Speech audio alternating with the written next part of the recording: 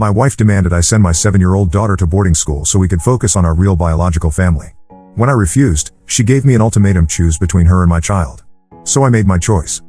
My wife Jessica, 29F, told me last night that she thinks my daughter Emma, 7F, should go to boarding school. She said it would be better for everyone, especially our twin boys who are turning 3 next month. When I asked her what she meant by better for everyone, she said Emma takes up too much of my attention and the twins need their father more. I need to give you the full story to understand why this hit me so hard. Emma came into my life when I was 25. Her mother Sandra was someone I knew from college, and we had reconnected at a mutual friend's party. Sandra was going through a messy divorce and seemed pretty unstable. We had a brief relationship that lasted about 2 months. I ended things when she started showing up at my workplace unannounced and calling me multiple times a day. 3 months after we broke up, Sandra showed up at my apartment at 2 a.m. crying and told me she was pregnant. She said the baby was mine and that she had nowhere else to go. I was shocked because we had always used protection, but these things happen. I told her I would support the child financially but that I wasn't ready for a relationship with her. Sandra became hysterical and started throwing things around my apartment. My neighbors called the police because of the noise. Sandra disappeared for the next few weeks. I tried calling her several times but her phone was disconnected. I asked our mutual friends but nobody knew where she was. I was worried about her and the baby but didn't know what else to do. 2 months later, I got a call from a hospital. Sandra had given birth to Emma but there were complications. Sandra had developed severe postpartum psychosis and was being held for psychiatric evaluation. The social worker at the hospital told me that Sandra had been living in her car for weeks before giving birth. She had no fixed address and no family support. They needed to know if I would take custody of Emma or if she would go into the foster system. I asked for a paternity test, which confirmed Emma was mine. I went to see Emma in the hospital. She was so small and had to stay in the NICU for an extra week because she was underweight. The nurses said Sandra had only visited twice since giving birth and seemed completely disconnected from reality. When I held Emma for the first time, something changed in me. I knew I had to take care of her. I brought Emma home when she was 3 weeks old. Sandra was released from the psychiatric hold but disappeared again. I hired a private investigator to find her because I wanted to make sure she was okay and to establish some kind of custody arrangement. The investigator found that Sandra had moved to another state and was living with a relative. She had told her family that she gave the baby up for adoption and didn't want any contact. I tried to reach out to Sandra through her family, but they told me she was still getting treatment and didn't want to be involved in Emma's life. I stopped trying after that because I didn't want to make things worse for Sandra or confuse Emma when she got older. Raising Emma alone was difficult but I managed. I had a good job in marketing and could afford decent childcare. Emma was a quiet baby but she started walking and talking early. She was always curious about everything and loved books. I read to her every night and we had our routines. When Emma was 4, I met Jessica through work. Jessica was working as a freelance graphic designer for our company and we started dating after a few months of working together. Jessica seemed to really like Emma. She would bring her small gifts and play games with her when she came over. Emma called her Jessie and would run to hug her whenever she arrived. Jessica and I moved in together after dating for 8 months. Jessica said she loved the idea of having a ready-made family and that Emma was such a sweet child. We got married when Emma was 5, and Jessica officially became her stepmother. Emma was our flower girl and seemed excited about having Jessica as part of our family permanently. Everything seemed perfect for the first year of marriage. Jessica would help Emma with her homework, take her shopping for clothes, and they would have girl time together while I worked late. Emma started calling Jessica Mom, which made Jessica cry happy tears. I thought we had built something really good together. Jessica got pregnant with the twins about 6 months after we got married. She was excited but also nervous about having her first biological children. During the pregnancy, she started reading a lot of parenting books and joining online forums for mothers. She became more particular about Emma's behavior and started implementing stricter rules around the house. When the twins were born, everything changed. Jessica was exhausted from nursing and taking care of 2 babies. Emma tried to help by bringing diapers and bottles, but Jessica started getting irritated when Emma made noise or wanted attention. She would snap at Emma for running in the house or playing music too loudly. I tried to balance my time between helping with the twins and maintaining my relationship with Emma. I would take Emma to the park on weekends while Jessica napped, and I made sure to keep reading to her every night. But Jessica started complaining that I wasn't helping enough with the twins. About 6 months ago, Jessica started making comments about how different Emma was from the twins. She would say things like how the twins looked just like me, or how they had my personality traits. She started referring to the twins as our boys and Emma as your daughter when talking to other people. Last month, Jessica's mother visited us for a week. I overheard them talking in the kitchen about how hard it must be for Jessica to raise someone else's child. Jessica's mother said that stepmothers have it harder than biological mothers because the bond isn't natural. She said maybe it would be better for Emma to spend more time with Sandra's family so she could learn about her real heritage. Jessica agreed with her mother and said she sometimes felt like an outsider in her own home because Emma and I had such a strong bond. She said it was hard to compete with 7 years of history. I confronted Jessica about this conversation, and she said her mother was just trying to be supportive and that she didn't mean anything by it. The boarding school conversation happened 2 nights ago during dinner. Emma was telling us about a project she was working on at school, and Jessica interrupted her to ask the twins if they wanted more food. Emma kept trying to finish her story, and Jessica told her to wait because she was busy with the twins. After dinner, while Emma was watching TV, Jessica brought up the boarding school idea. She said she had been researching schools and found one about 2 hours away that specializes in gifted children. She said Emma would get better education there and would be around children more like her. She said it would also give us time to focus on the twins during their important early years. I told Jessica that Emma was only 7 and didn't need to be sent away from her family. Jessica said I was being emotional and not thinking about what was best for Emma's future. She said the twins needed stability and that having Emma around was disruptive to their routine. She said Emma was old enough to understand that sometimes families have to make hard decisions. I asked Jessica if she really thought sending Emma away was the right thing to do.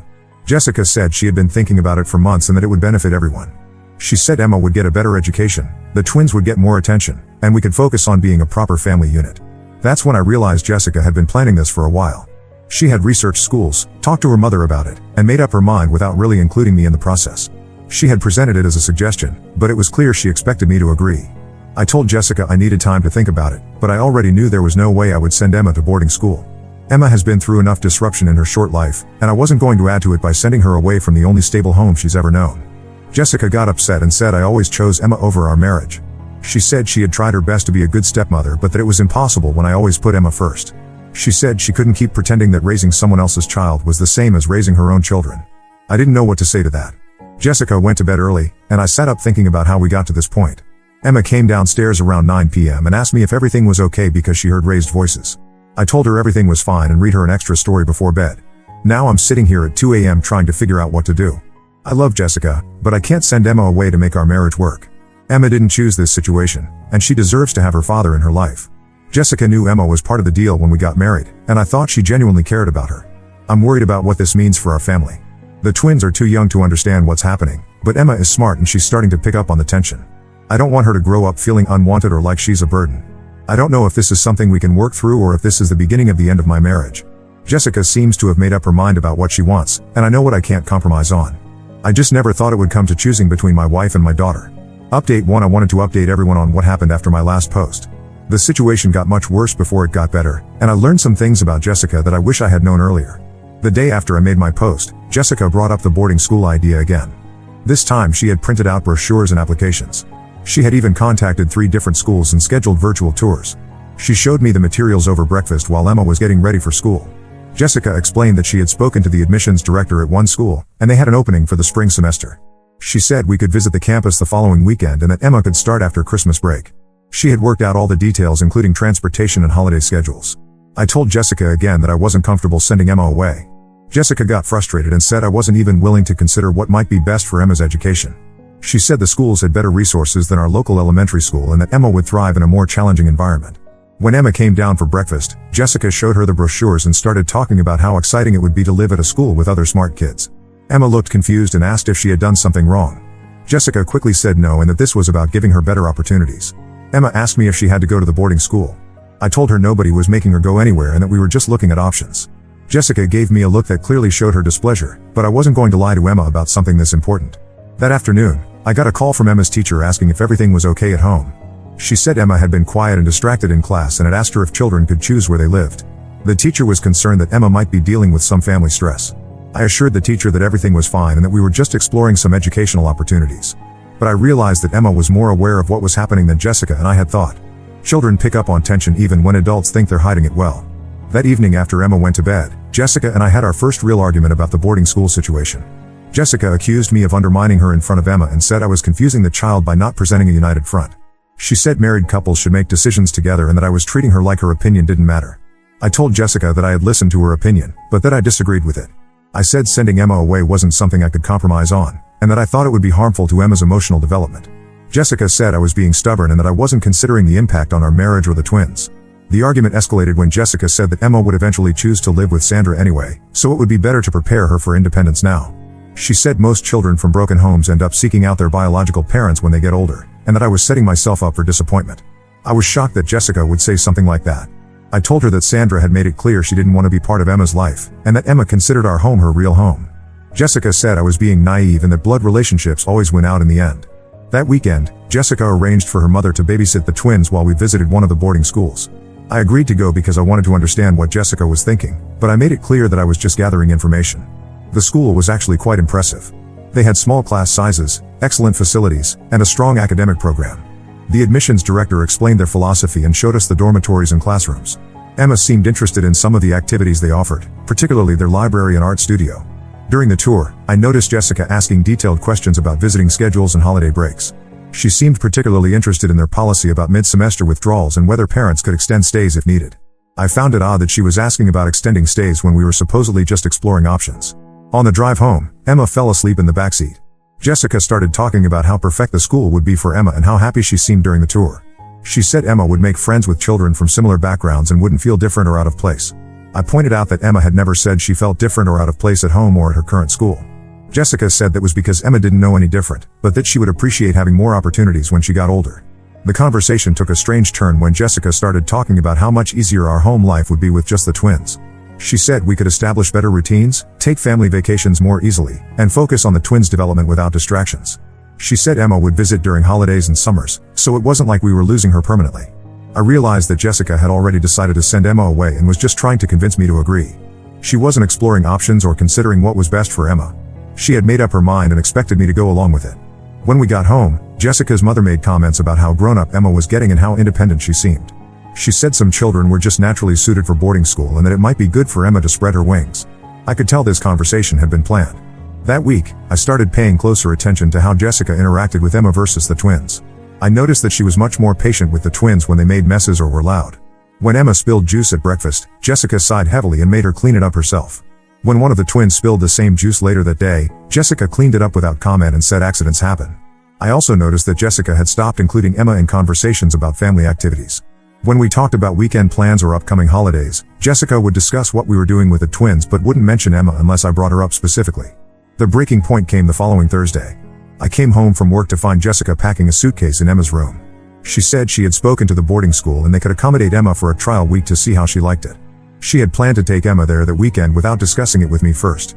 I told Jessica she couldn't take Emma anywhere without my permission, and that I wasn't agreeing to any trial periods.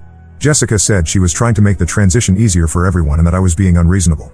She said Emma needed to see what her options were before making a decision.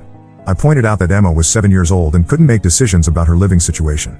Jessica said Emma was mature for her age and that she deserved to have input into her future. She said keeping Emma trapped at home wasn't fair to her or to our family.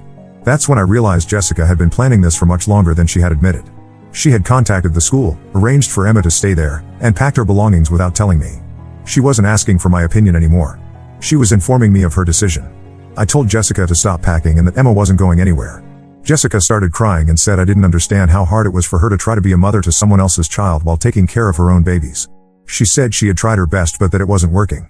Jessica said she loved Emma but that she couldn't keep pretending that raising her was the same as raising the twins. She said she needed to focus on her biological children and that Emma would be better off in an environment where she was wanted for who she was, not just tolerated. I was stunned that Jessica would say Emma was just tolerated in our home. I asked her if that was really how she saw our family. Jessica said she had tried to love Emma like her own child, but that it wasn't natural and she couldn't force feelings that weren't there. Emma came home from school while we were arguing. She saw the suitcase and asked if we were going on a trip. Jessica told her they were going to visit the boarding school for a few days to see if she liked it there. Emma looked at me with confusion and asked if I was coming too. I told Emma that nobody was going anywhere and that we needed to talk as a family. Jessica objected and said she had already made arrangements. I told Jessica that if she tried to take Emma anywhere without my consent, I would call the police. That evening after Emma went to bed, Jessica and I had the most serious conversation of our marriage. She admitted that she had been struggling with her role as Emma's stepmother since the twins were born. She said she had hoped her feelings would change over time, but that they hadn't. Jessica said she felt guilty for not loving Emma the way she loved the twins, but that she couldn't help how she felt. She said she thought sending Emma to boarding school would be better for everyone because Emma deserved to be with people who could love her completely. I told Jessica that I loved Emma completely and that she belonged with me. Jessica said she knew that, but that our marriage couldn't survive if I always chose Emma over her needs. She said she had tried to make it work, but that she couldn't keep living in a house where she felt like an outsider. Jessica gave me an ultimatum. She said either Emma went to boarding school, or she would take the twins and move back with her mother. She said she couldn't keep trying to be a family when it clearly wasn't working for anyone.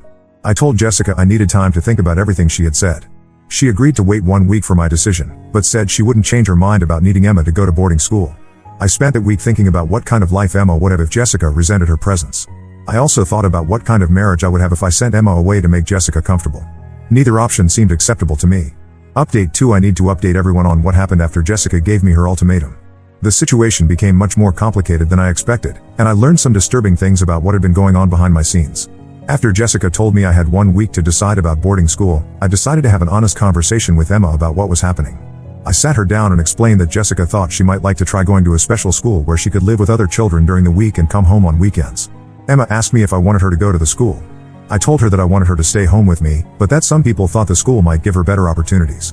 Emma said she didn't want to go to a school away from home and asked if she had done something to make Jessica mad at her. I assured Emma that she hadn't done anything wrong and that sometimes adults disagree about what's best for children. Emma asked if Jessica didn't want to live with her anymore.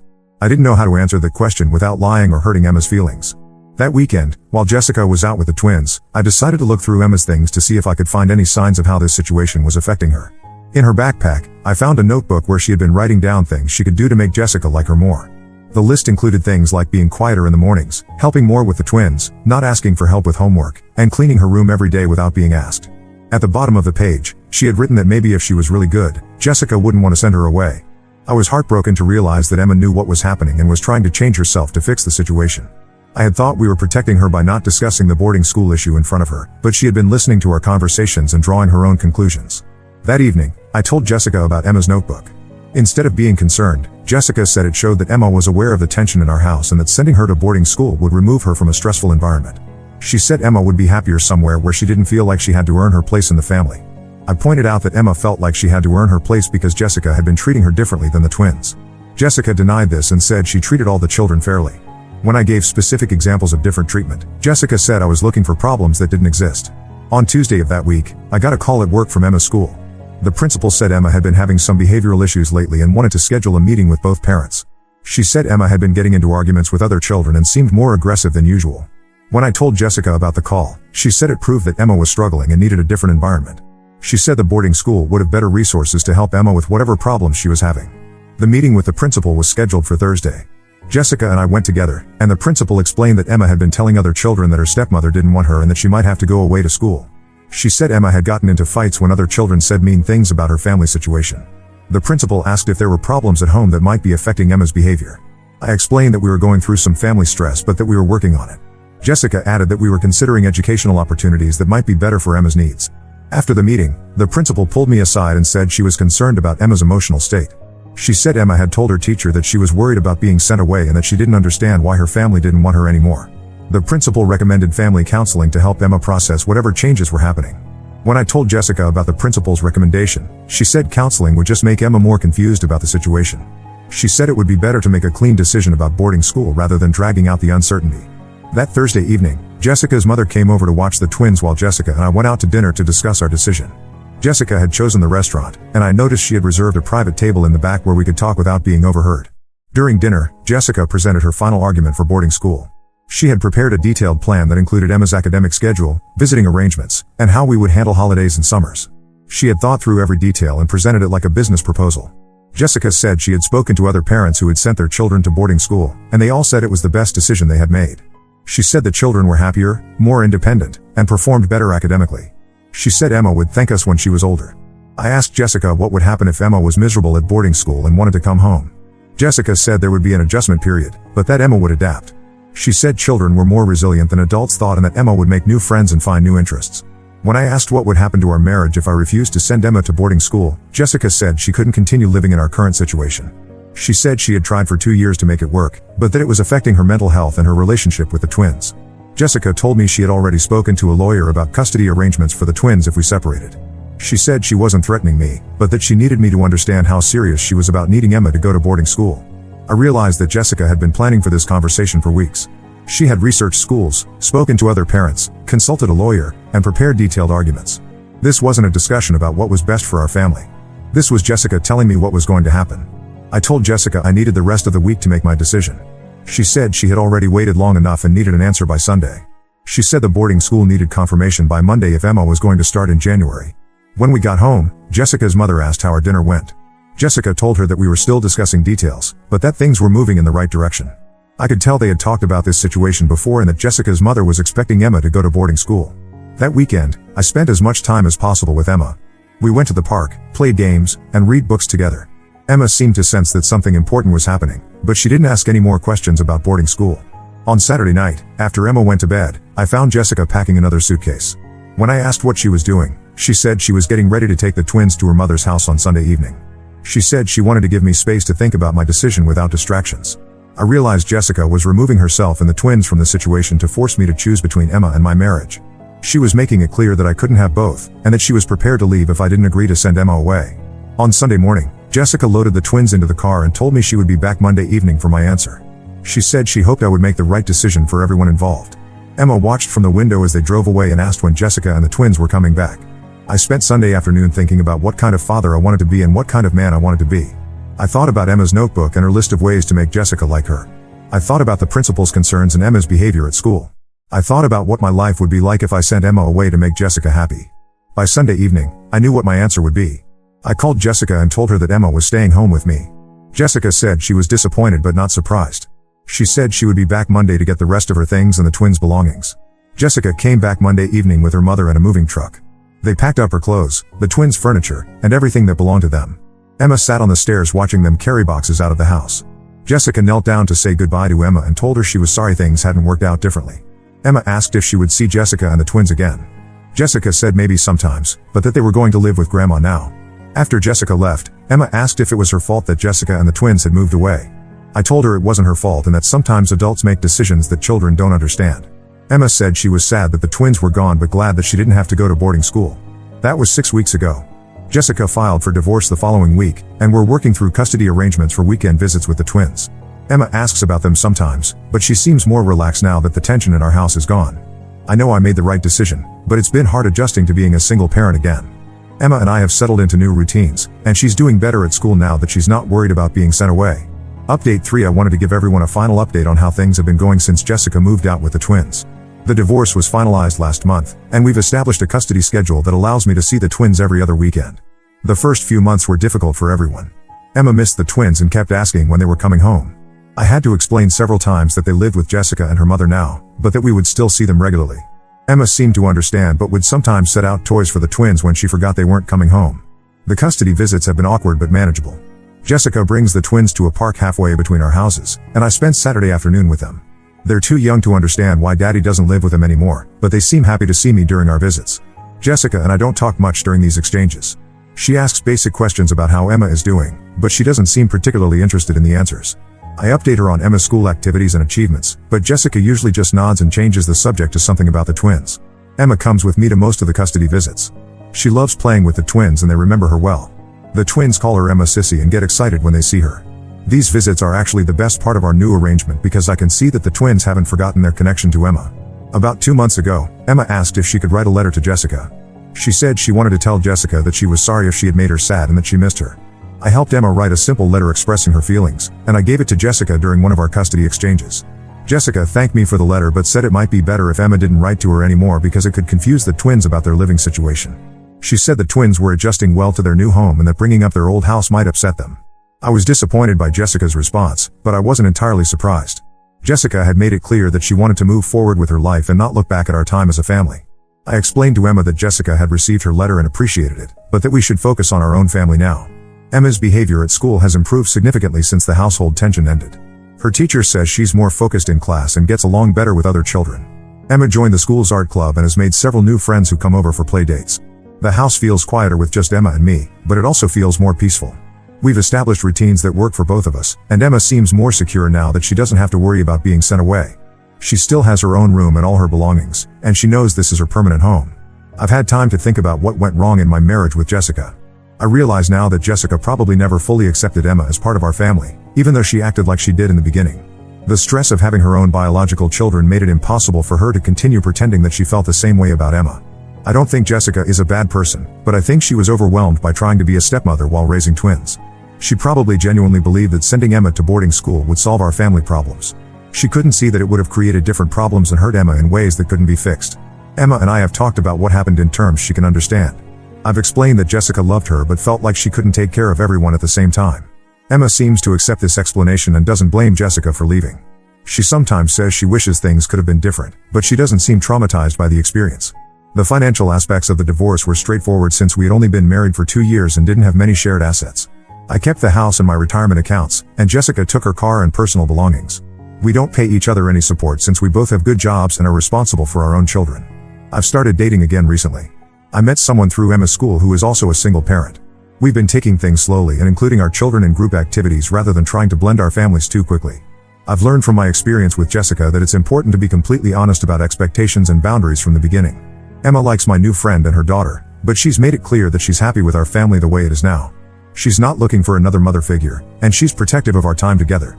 I've assured her that no one will ever make decisions about her life except me, and that she will always be my priority.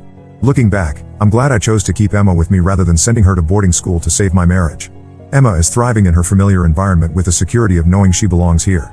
She's doing well academically, socially, and emotionally. I sometimes wonder what would have happened if I had made different choices, but I know I made the right decision for Emma and for myself. A marriage that required me to send my daughter away wasn't worth saving. Emma deserved better than that, and so did I. The twins are doing well according to Jessica. They're walking and talking more, and they seem happy in their new home with Jessica and her mother. I miss having them around every day, but I'm grateful that I get to see them regularly and maintain a relationship with them. This whole experience taught me that family is about more than just living in the same house or sharing DNA. Family is about commitment, loyalty, and putting the needs of children first. Emma and I are a family, and that hasn't changed despite everything that happened. I don't regret marrying Jessica because it gave me the twins, who I love deeply. But I'm relieved that Emma and I can move forward without the constant stress of trying to make an impossible situation work. Sometimes the best thing you can do for everyone is to admit that some relationships aren't meant to last. Emma is 8 now and doing well in school. She still misses the twins and Jessica sometimes, but she's adapted to our new normal. She knows she's loved and wanted, and that's what matters most. We're building a good life together, and I'm optimistic about our future. Now let's move to the next story. Story 2. My family treated me like an outsider my whole life and wanted to give me up for adoption. Then they got mad when I refused to share my grandparents' inheritance. I'm Caleb, 28M, and my parents, especially my mom, have consistently shown favoritism towards my older sister Laurel, 30F, for as long as I can remember. I never understood why, but it's been a constant source of pain and frustration throughout my life. When I was born, my parents were struggling financially and emotionally.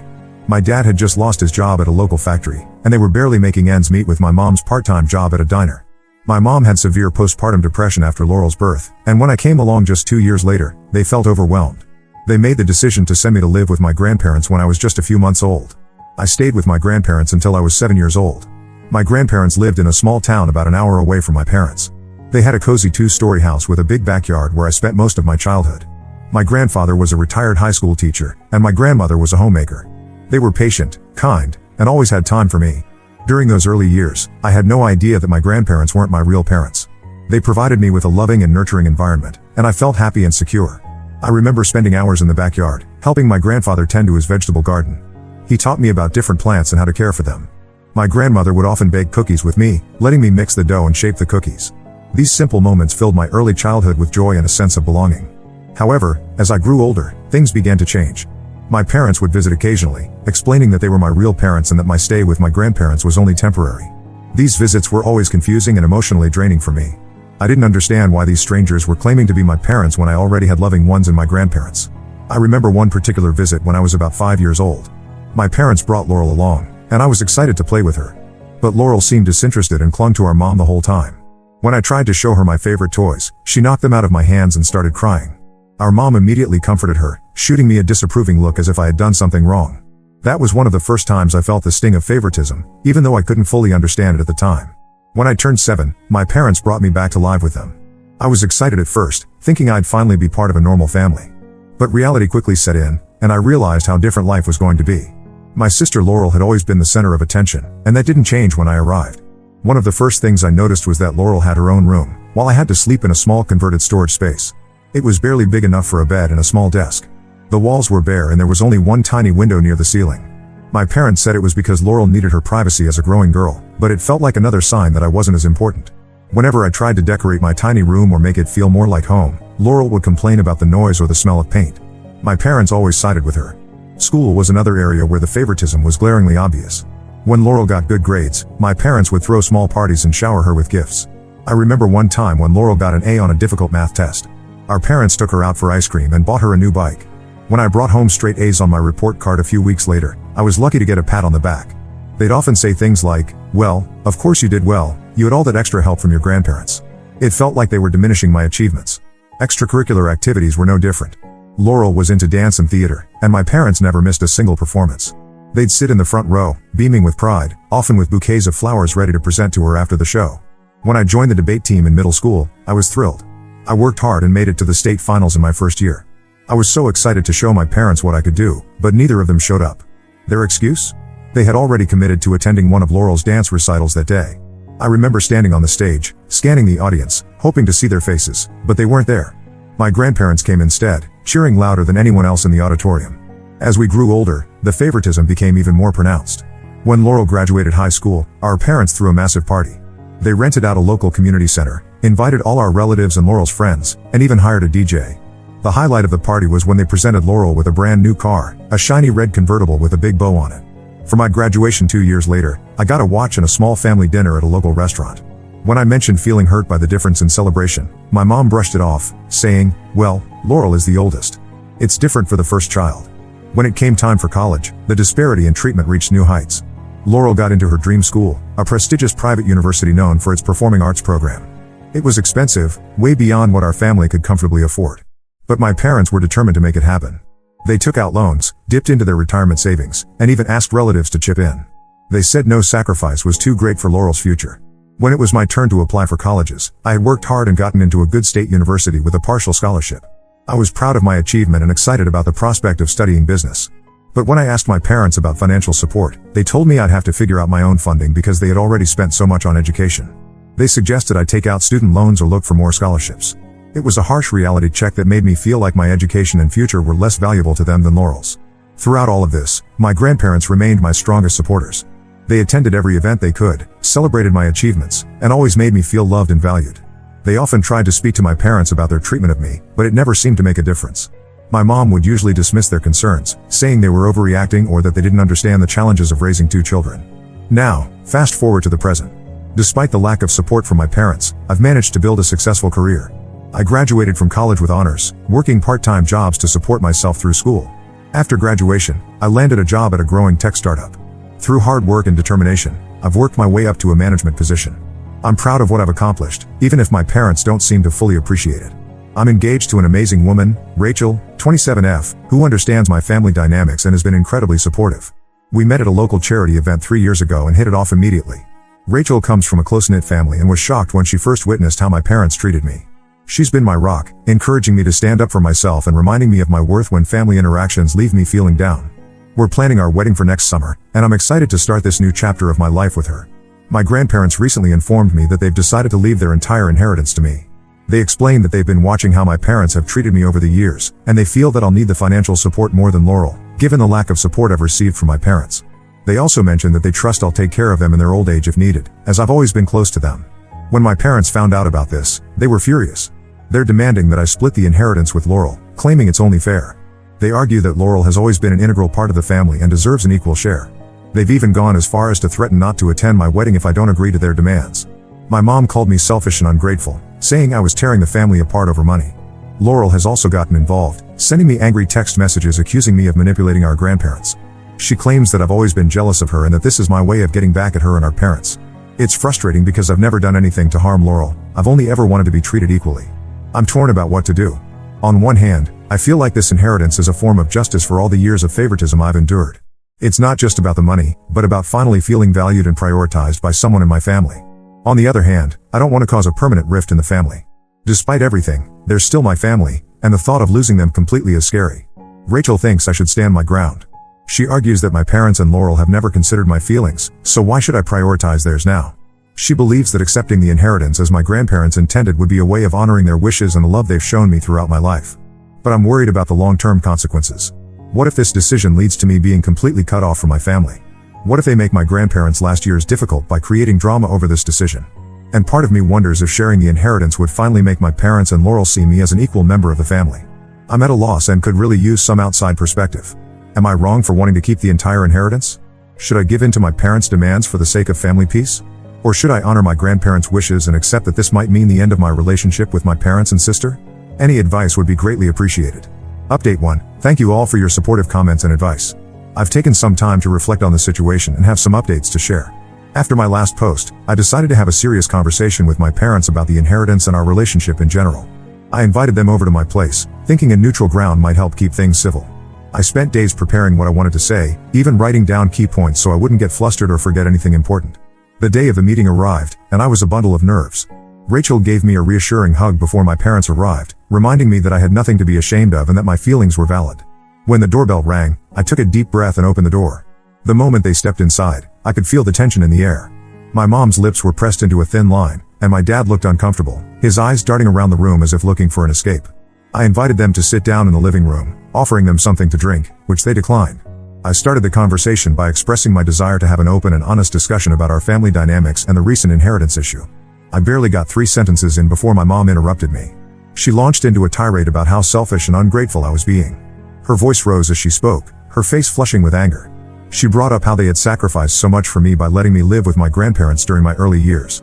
According to her, this was a selfless act to ensure I had a stable environment, not because they couldn't handle having 2 young children. She painted a picture of them struggling to make ends meet but still making the difficult decision to send me to my grandparents for my own good. My dad mostly stayed quiet during this, occasionally nodding in agreement with my mom. His silence was familiar. He had always been passive in family conflicts, usually deferring to my mom's opinions and decisions. When I finally got a chance to speak, I tried to explain how their favoritism had affected me over the years.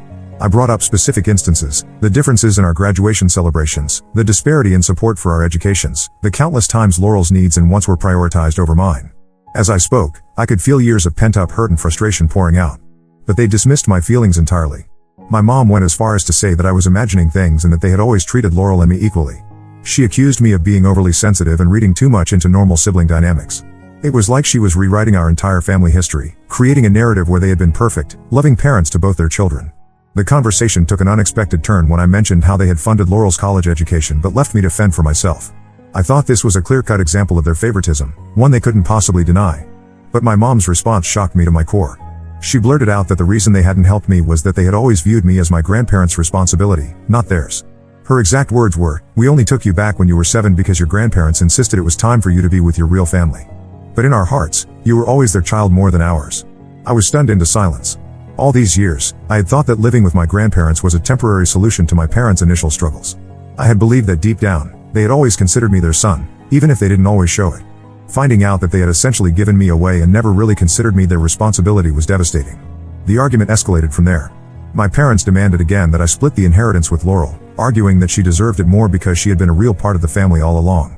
When I refused, my dad finally spoke up, threatening to contest the will when the time came. He mentioned getting lawyers involved, saying they wouldn't let me steal from Laurel. At this point, Rachel, who had been listening from the other room, we had agreed she would give us privacy but stay nearby in case things got out of hand, came in and asked my parents to leave. She could see how upset I was getting and felt things were getting out of hand. My parents left in a huff, with my mom declaring that I was no longer welcome in their home unless I agreed to their demands. After they left, I broke down. The realization that my parents had never truly considered me their child hit me hard. It explained so much, why I had always felt like an outsider, why their love always seemed conditional. Rachel held me as I cried, assuring me that I had done nothing wrong and that I deserved better. The next day, I received a barrage of text messages from Laurel. Apparently, our parents had told her about the inheritance and my refusal to share it. Her messages were a mix of guilt-tripping and threats. She accused me of tearing the family apart and warned that if I didn't agree to split the inheritance, she would make sure I regretted it. Some of her messages were particularly hurtful. She wrote things like, "You were always jealous of me, and now you're trying to punish me for being the better child, and mom and dad should have left you with grandma and grandpa for good. You've never been a real part of this family anyway." I haven't responded to any of her messages. I'm feeling overwhelmed and unsure of how to proceed. On one hand, I feel more certain than ever that I deserve this inheritance. It's not just about the money, it's about finally having someone in my family prioritize me and my needs. On the other hand, the idea of losing my entire family over this is terrifying. Despite everything, they're the only family I have, and the thought of being completely alone is daunting. I've scheduled a meeting with my grandparents to discuss the situation. I want to make sure they understand the chaos their decision has caused and see if they have any advice. They've always been my strongest supporters, and I trust their judgment more than anyone else's. I'm also considering seeking legal advice to understand my rights and options, especially given my dad's threat to contest the will. I want to be prepared for any potential legal battles that might arise from this situation. For now, Rachel and I have decided to put our wedding plans on hold.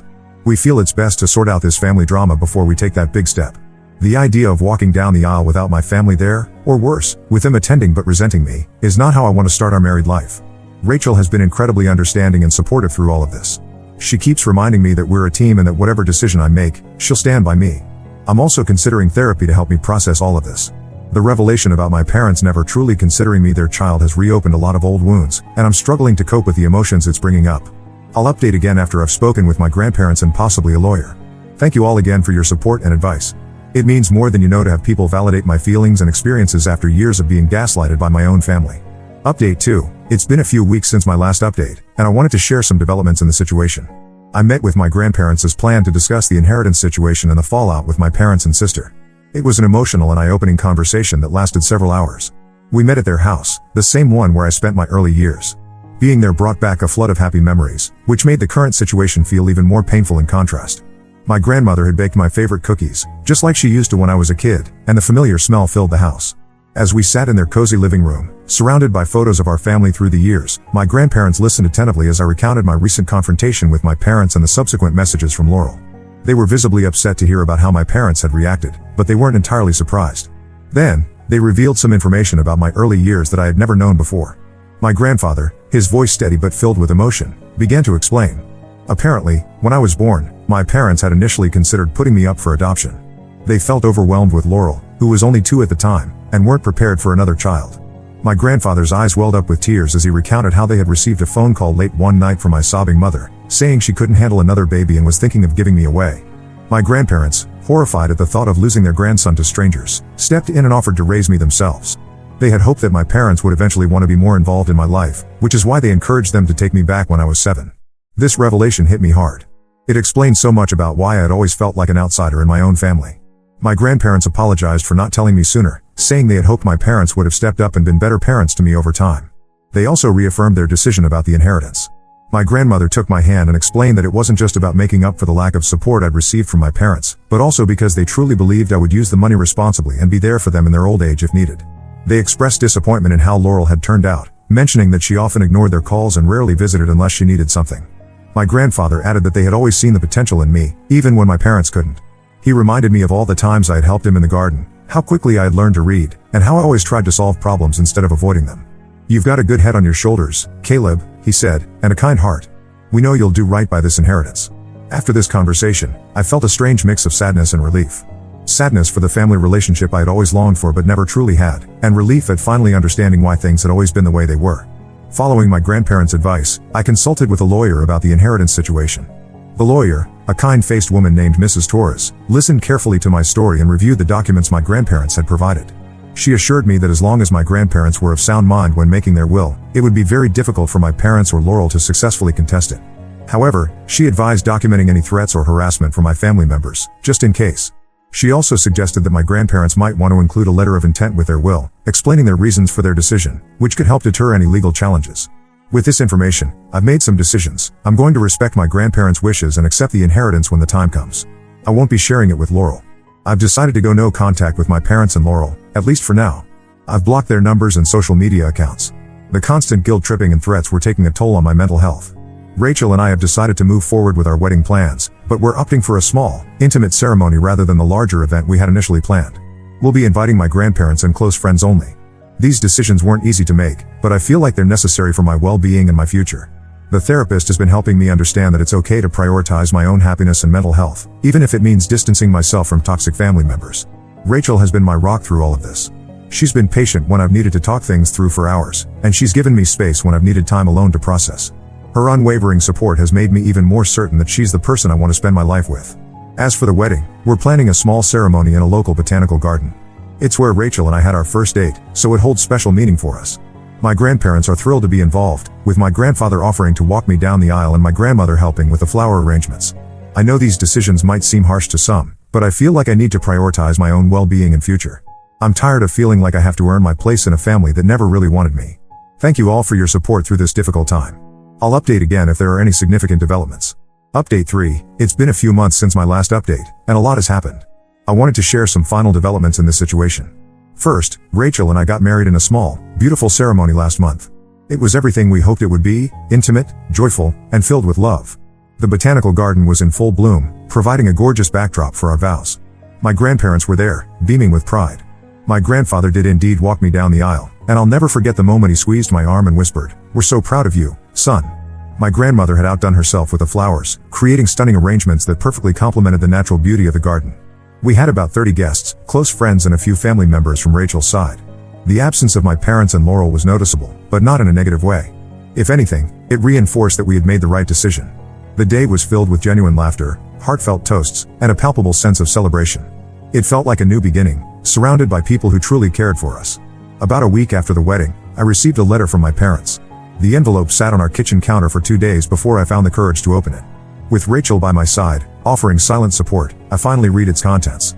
The letter was unexpected, to say the least. My parents apologized for their behavior and treatment of me over the years. They admitted that they had always struggled to connect with me and had unfairly placed the burden of that struggle on me rather than examining their own actions. My mother wrote about her postpartum depression after my birth, acknowledging that it had affected her ability to bond with me but recognizing that it wasn't an excuse for years of emotional neglect. They explained that my grandparents had confronted them after our last meeting, laying out in no uncertain terms how their favoritism and neglect had affected me. This, combined with the reality of missing their son's wedding, had forced them to reevaluate their behavior.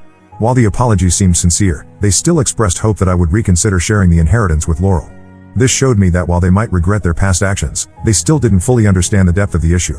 After much consideration and discussion with Rachel and my therapist, I decided to respond with a letter of my own. I thanked them for their apology and acknowledged the difficulty they must have faced in writing it. I explained that while I appreciated their words, I needed time to process everything that had happened. Years of hurt and resentment couldn't be erased with a single letter, no matter how heartfelt. I made it clear that I wasn't ready to resume contact and that my decision about the inheritance was final.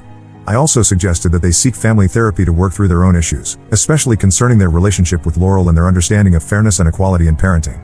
Speaking of Laurel, she reached out via email shortly after I received the letter from my parents. Her message was less apologetic and more accusatory. She claimed that our parents' apology to me had caused a rift between her and them, and she blamed me for destroying the family. She wrote about feeling betrayed by our parents' admission of favoritism and demanded to know what I had said to them to turn them against her. I chose not to respond to her email, feeling that any response would only fuel further conflict. On a more positive note, my relationship with my grandparents has grown even stronger. They've been incredibly supportive throughout this whole ordeal. We have weekly dinners together, and I'm helping them navigate some health issues they've been experiencing.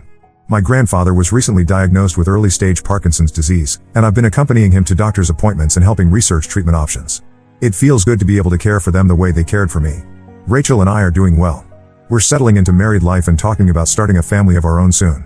The whole experience has made me even more determined to be a better parent than mine were, to create the kind of loving, supportive family environment I always wished I had. Rachel and I have had many discussions about parenting styles and family dynamics, determined to learn from the mistakes of the past. As for the inheritance, my grandparents are thankfully still in good health, so that's not an immediate concern. When the time comes, I plan to use it responsibly, possibly setting up a trust for our future children's education. I've also considered using part of it to start a scholarship fund for students who, like me, had to put themselves through college without family support. I'm still attending therapy, which has been incredibly helpful in processing my feelings and working through the trauma of my childhood. It's a journey, but I'm making progress. I'm learning to set healthy boundaries, to validate my own feelings, and to build self-esteem that doesn't rely on my parents' approval. In the end, while this situation brought a lot of pain and difficult truths to light, it also led to clarity and a chance for a fresh start. I'm focusing on the family I've chosen, Rachel, my grandparents, and our close friends, and looking forward to the future. I've learned that family isn't just about blood relations, but about the people who support you, love you unconditionally, and bring out the best in you.